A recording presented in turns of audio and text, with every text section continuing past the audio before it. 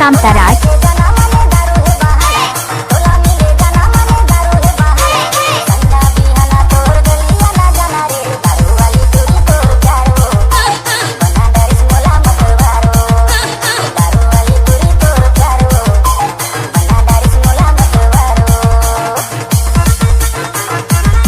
आप सुन रहे हैं डीजे कामता राज का मिक्स किया हुआ गाना।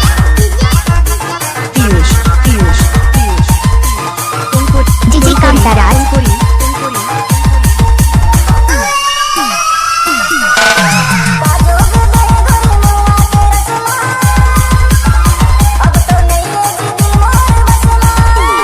डीजे कामता राज। DJ Kamta Raj Marco.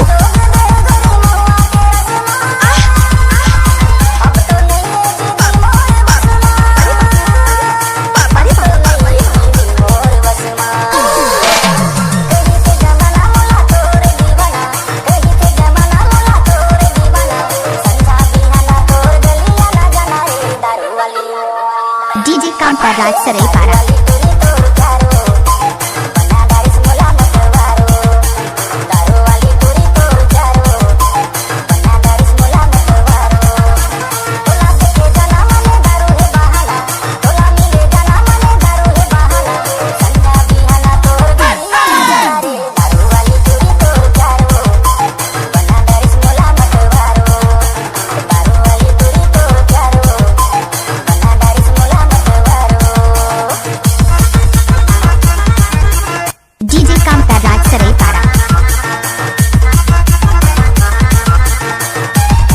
सभी गानों को रिमिक्स करते हैं डीजे कामता राज सरई पारा से।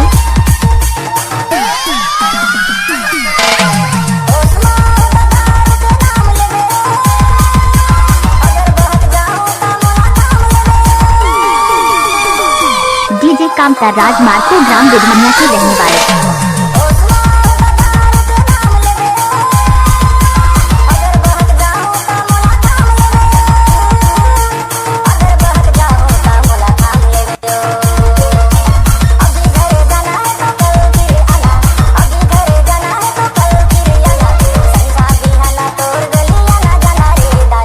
Mix by DJ Kamta Raj Marco.